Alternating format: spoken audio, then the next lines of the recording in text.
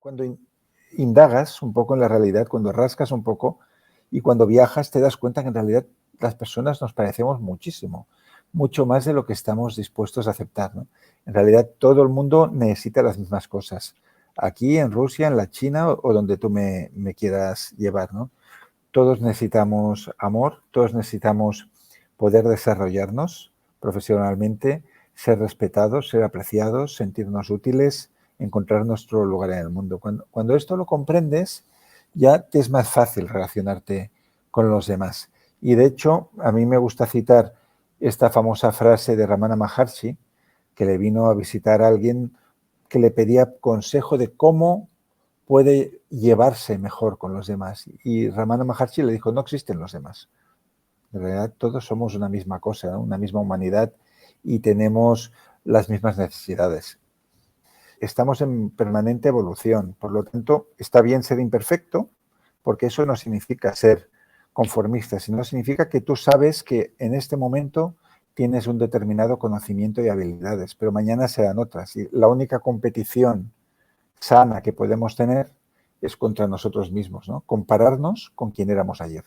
Francés, ¿existe un destino marcado para cada uno de nosotros o cada uno escribe su destino con sus propias decisiones?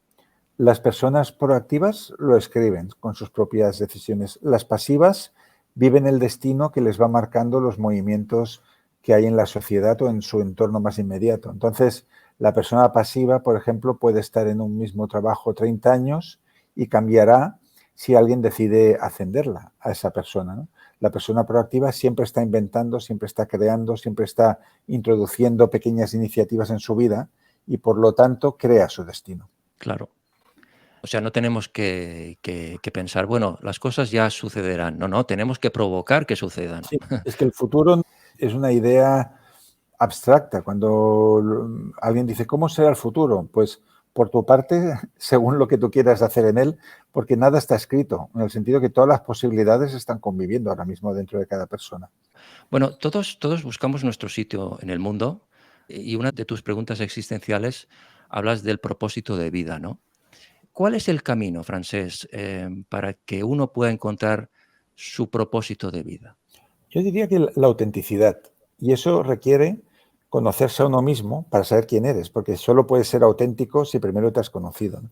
Entonces, no se trata de seguir lo que pone un libro o de seguir un programa o una metodología, sino que lo primero que tienes que hacer es mirar hacia adentro, ver quién eres tú, cuáles son tus talentos, qué es lo que te gustaba hacer de pequeño, qué has dejado de hacer, que quizás era algo esencial en tu vida, de qué manera quieres expresar tu genialidad, qué huella quieres dejar en el mundo. Entonces, cuando te conoces a ti mismo, ya puedes pasar a una siguiente fase, que es buscar la manera de expresar eso que tú tienes para dar al mundo, ¿no? Entonces, a partir de ahí es un proceso para la mayoría de personas de prueba y error, como la ciencia. Intentas muchas cosas, unas te resuenan, otras no, y poco a poco vas acotando el camino hasta encontrar aquello con lo que te identificas y con lo que puede transmitirse, puede canalizar tu talento. En tu obra citas a Nietzsche, el filósofo Nietzsche, que dice tal cual, quien tiene un porqué para vivir puede soportar casi cualquier cómo, ¿no? O sea que es importante, Francés, tener un objetivo en la vida, o, no sé, una ilusión, ¿no? Y levantarse cada Sí, día por la mañana para hacer esa ilusión, para claro. desarrollarla.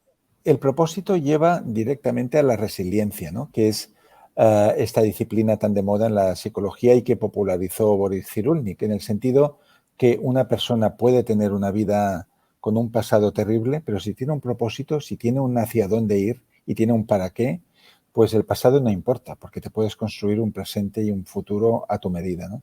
Por lo tanto, la frase de Nietzsche yo creo que es muy oportuna y Viktor Frankl también ahondó mucho en eso, que las personas que tienen propósito pueden soportar casi cualquier cómo. Yo te diría casi cualquier cómo del pasado y del presente. Y tener un propósito de vida, Francés, es más importante que tener esperanza. Tener un propósito de vida te da esperanza, porque el propósito de vida te proyecta hacia el futuro y da un sentido al presente. Entonces, si tú amas lo que estás haciendo y te ilusiona eso que estás haciendo, la manera en que se va a desarrollar en el futuro, eso ya construye la esperanza. Al respecto, en tu obra apuntas, si no tienes claro aún tu propósito de vida, sigue adelante con actitud de explorador. A menudo el propósito de la vida se desvela viviendo. O también indicas que el interés principal del ser humano no es hallar el placer o evitar el dolor, sino encontrar un sentido a la propia vida.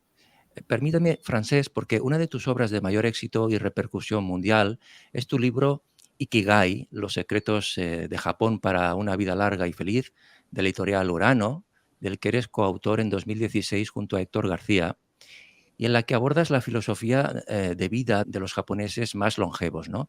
Precisamente en dicha filosofía, tener un ikigai significa tener una motivación vital, una misión, un propósito de vida por el que levantarse, como decíamos, todas las mañanas. El objetivo del ikigai es identificar aquello en lo que eres bueno, que te da placer realizarlo y que además sabes que aporta algo al mundo, ¿no? Y entiendo, Francesc, que todos podemos tener más de un propósito, ¿no? Cuando acabamos uno, iniciamos otro. La Sí, vida es muy y no, larga. pero no es automático, ¿eh? O sea, a veces agotas un propósito, no sé, imagínate que llevas 20 años en la enseñanza y durante ese tiempo te ha gustado y te ha llenado, pero llega un momento en que estás agotado y que necesitas hacer otra cosa. Pues igual no encuentras inmediatamente aquello que puede suplir la pasión que tenías hasta ahora, sino que tienes que hacer una pequeña travesía del desierto en la cual explorar nuevas posibilidades, juntarte con gente de otras disciplinas, de otras visiones, de otras sensibilidades, hasta encontrar aquello que te resuene y te vuelva a enganchar a la vida. Francesc, hablas de tu crisis existencial en tu obra. Todos pasamos crisis existenciales, todos tenemos nuestro camino en el desierto, ¿no? Nuestra travesía particular. ¿Consideras que las crisis existenciales son necesarias para nuestra evolución? Sí, si la humanidad avanza a base de crisis, ¿no? Pensemos, por ejemplo, la Revolución Francesa fue una gran crisis social de muchísima gente descontenta que no comulgaba con la manera de repartirse la riqueza que había en el país y acabaron causando un cambio que luego se traduciría a todo el mundo un poco más tarde, ¿no? Por lo tanto, no es ningún tópico lo de que crisis es oportunidad según el signo chino, no sé qué, sino que es real, ¿no? Incluso a nivel personal, a nivel individual, cada vez que una persona entra en una crisis personal, pues de ahí puede salir una versión de uno mismo, que es un tópico que se dice ahora, pero que es cierto en esto, mucho mejor de quien era antes, ¿no? Por lo tanto, cada crisis lo que nos hace un poco es un borrón y cuenta nueva. ¿Dónde queremos estar ahora? ¿Qué queremos hacer a partir de ahora? Entonces, igual que hemos dicho que en las crisis hay oportunidades, en las travesías del desierto hay mucha fertilidad en realidad, porque están creciendo muchas cosas bajo tierra que vamos a ver más adelante. Siempre que hay cambios muy radicales, entras en crisis. A veces vienen de fuera, ¿no? Como una pandemia, una guerra, y a veces vienen de dentro porque, no sé, alguien ha decidido cambiar de trabajo y vivir su sueño de otra manera, o porque se ha arruinado, o porque tiene que cambiar de ciudad, o porque termina una relación de muchos años y empieza otra etapa, ¿no? Entonces, esos momentos de ruptura, de hecho, son muy creativos y son la semilla de la resiliencia y la fortaleza. Hay una frase de Hemingway que a mí me gusta mucho, que dice, la vida nos rompe a todos, pero algunos son fuertes en los lugares rotos, ¿no? Y eso me gusta. Me parece una definición muy bella de resiliencia. En tu obra apuntas también que así como las personas con conflictos internos sin resolver tienden a estar en guerra con el mundo y a crear relaciones tóxicas, cuando te aceptas y amas como eres, dejas de necesitar parches sociales, ¿no? En este sentido, indicas también que cuanto más armoniosa es la relación que tenemos con nosotros mismos, más lo es con los demás. O sea, que tenemos que aceptarnos, Francés, Uh -huh. y dejar de culparnos. Exacto. Esto ya lo decía hace muchos siglos, que no se sabe cuándo, Hermes Trismegisto, cuando decía, como es adentro es afuera, pues las relaciones que uno tiene en la vida son un claro reflejo de cómo estás por dentro. Cuando tú estás mal, tienes relaciones enfermizas, basadas en la dependencia, en la incomprensión, en la agresividad. Cuando estás en paz contigo mismo y te aceptas, también estás aceptando a los otros. Cuando toleras tus propias imperfecciones, también toleras las de los demás. Por lo tanto, Nuestras relaciones con el mundo son un espejo de cómo estamos por dentro, y si vemos mucho caos fuera y mucho conflicto y muchas discusiones, hemos de hacer revisión de cosas internas que requieren nuestra atención. Una vez preguntaron a Teresa de Calcuta lo siguiente: ¿qué puedo hacer cuando esté desanimado? Y Teresa de Calcuta le contestó: anima a otro, ¿no? Desde luego. Yo lo que he comprobado, hablando con muchas personas que pasan por fases de tristeza, de depresión, incluso a mí me escriben al correo muchos adolescentes explicando cosas, ¿no? Que lo que me doy cuenta es que el gran drama de estas personas en esas etapas difíciles es que se sienten inútiles, ¿no? Que sienten que si están en el mundo o no están, no hace ninguna diferencia. Por lo tanto, yo relaciono autoestima con sentido de utilidad. Y si tú te sientes vacío, desolado, triste, apático, ¿cuál es la manera de ponerse las pilas? Demostrar que eres útil, que cuentas en el mundo, y lo puedes demostrar atendiendo a las personas pues, que están en un momento de soledad, que están en un momento de confusión, que están en un momento de oscuridad, ¿no? Porque en el momento en el que nosotros llevamos la luz a otro, esa luz también nos ilumina a nosotros mismos, ¿no? Y por lo tanto, lo que decía Teresa de Calcuta es así, ¿no? Si estás desanimado, animas a otro y los dos os animáis. Francesc, ¿existe la amistad perfecta de la que hablaba Aristóteles? A ver, para mí la amistad perfecta es aquella que acepta las imperfecciones de todos los que comparten, ¿no? Un momento de su vida en el tiempo y en el espacio, ¿no? Entonces, la amistad imperfecta para mí es aquella basada en las expectativas, ¿no? Cuando tú esperas que el otro conteste el WhatsApp en un tiempo X, cuando te irritas si esa persona no viene a tu fiesta o no reacciona de la manera que tú desearías que reaccionara, y ya sueltas una coletilla como yo en su lugar habría.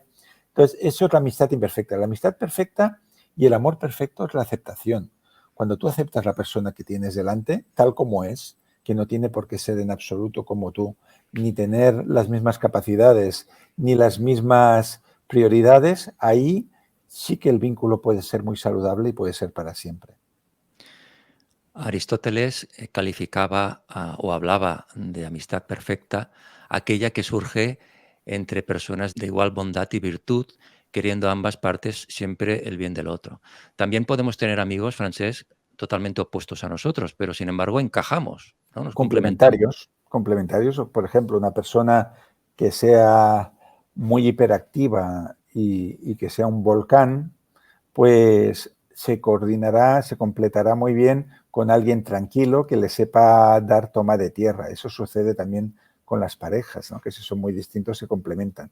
Mientras que dos personas que van muy revolucionadas de ideas y de energía pueden chocar. Entonces, por eso, mira, en las novelas tenemos a Don Quijote y Sancho Panza, y en la vida tenemos muchos tándems. Los contrarios no solo se atraen y no solo se complementan, sino que hacen grandes cosas juntos.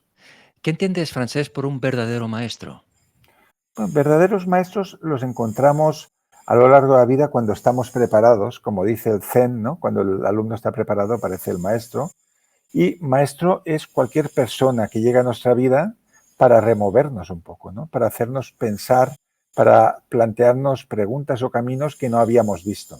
Y por lo tanto, incluso nuestros enemigos o nuestros supuestos enemigos acaban siendo maestros, en el sentido que nos hacen apartar de un camino y a veces elegir otro que no habríamos tomado sin ese choque.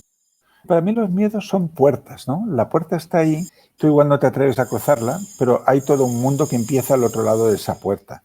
El otro día estuvimos un grupo de escritores en Estambul y tomamos un avión, y había uno de ellos que hacía como 20 años que no había tomado un avión porque tenía ese miedo anticipatorio de que se iba a sentir mal. Entonces se estaba negando toda una serie de experiencias como viajar, acompañar a otros amigos, hacer una conferencia en otro lado del mundo por ese miedo a volar, ¿no?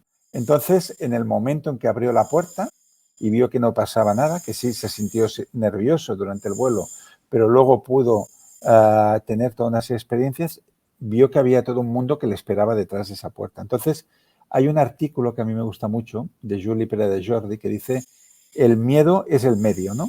Es aquello que te permite llegar a zonas donde tú no te has permitido entrar hasta ahora. Y esas etapas de dolor de la vida son como maestros. Al final, el miedo nos está dando un mensaje de nosotros mismos, ¿no? Es como una alerta, nos está diciendo algo que tenemos que reconocer de nosotros mismos para poderlo cambiar, ¿no?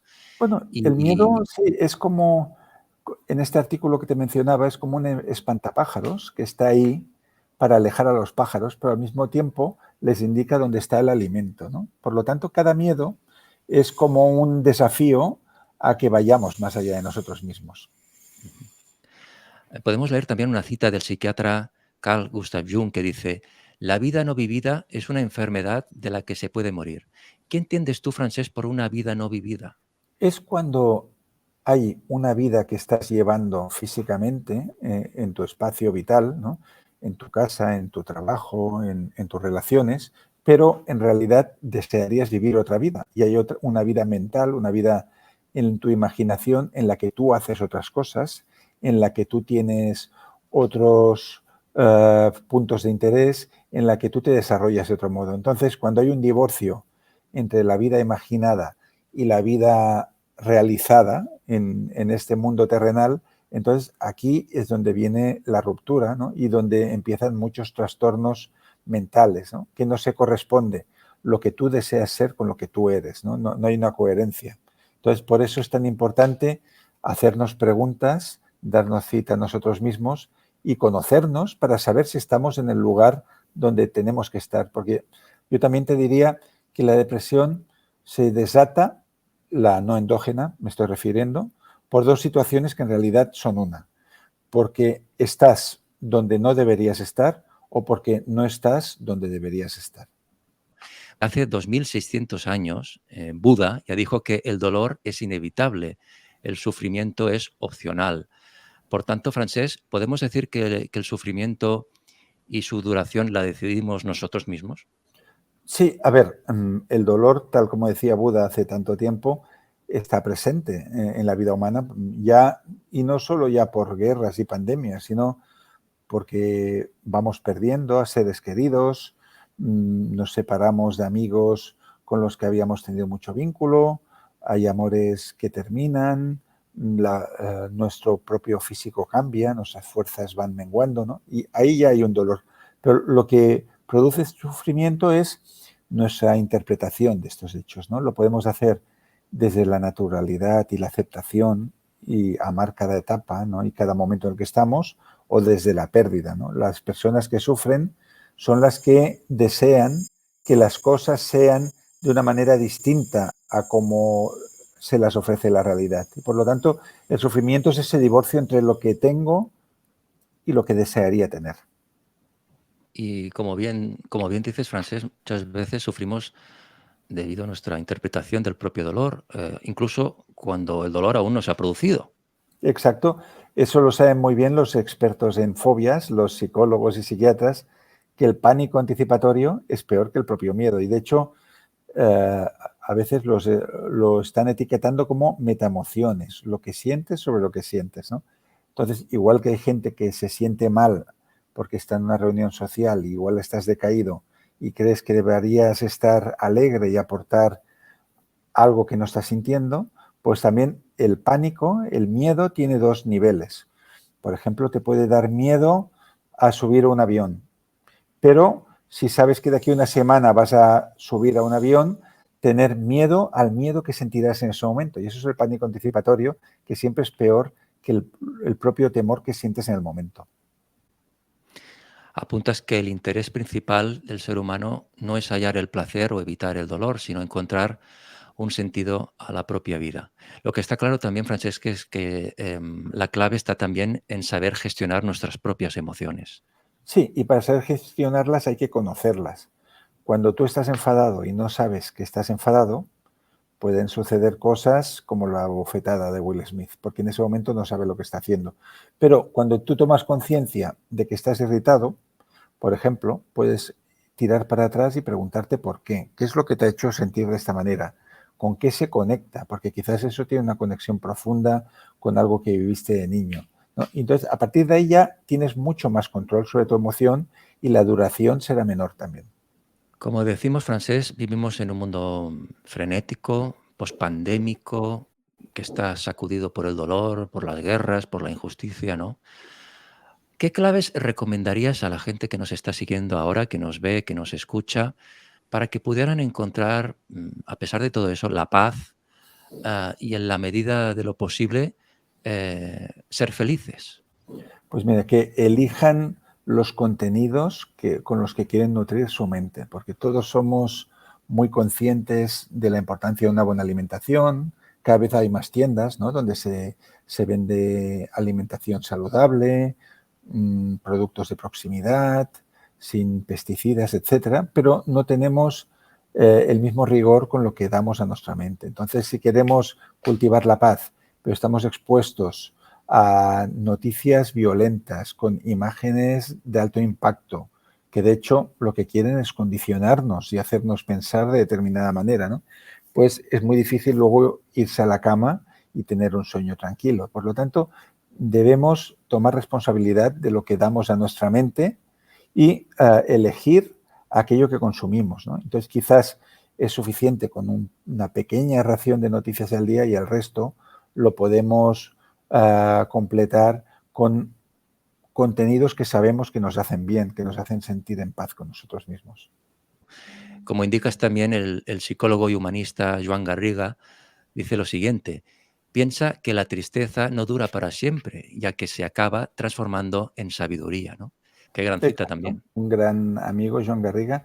Y sí que es cierto que, al igual que en meditación, siempre se recomienda no intentar rechazar ningún pensamiento, por terrible que sea, sino simplemente aceptarlo y dejarlo pasar como nubes. Lo mismo para transitar las emociones, ¿no? No hay emociones buenas o malas. Pueden convertirse en malas si las prolongamos en el tiempo, ¿no? Pero si simplemente asumimos que nos sentimos de esta manera porque hemos vivido una determinada experiencia y no lo calificamos de drama, sino lo interpretamos, entonces eso al final se convierte en sabiduría. ¿Qué consejo vital podemos dar a los que nos siguen y tienen miedo a la vejez y a la muerte? Bueno, que la vejez y la muerte es algo que está situado en el futuro y que ni siquiera sabemos cómo vamos a saber. Afortunadamente, no sabemos cuándo vamos a morir. Por lo tanto, el único antídoto para la vejez y la muerte es instalarlos en el ahora, ver lo que podemos hacer en el día de hoy y, como decía una actriz de los años 20 que cito al final del libro, ¿no? Solo se vive una vez, pero si lo haces bien, con una vez es suficiente. De hecho, Marco Aurelio, en una de sus meditaciones más famosas, decía que no hay que tener miedo a morir, porque a fin de cuentas, cuando estés muerto no te enterarás de nada, no vas a sufrir, sino a no haber empezado nunca a vivir. Exacto, exacto. ¿Qué entiendes, Francés, por vivir despacio? Pues vivir despacio es, en lugar de dejarte llevar por las urgencias que están en la mente, que no están en la realidad, porque la vida no es ni lenta ni rápida, sino que es neutra y nosotros le damos ese sentido. Pues vivir despacio significa dejar de llenar la agenda con 1000 cosas, dejar de poner tantos impulsos y tantos objetivos y empezar a observar lo que pasa a nuestro alrededor, ¿no?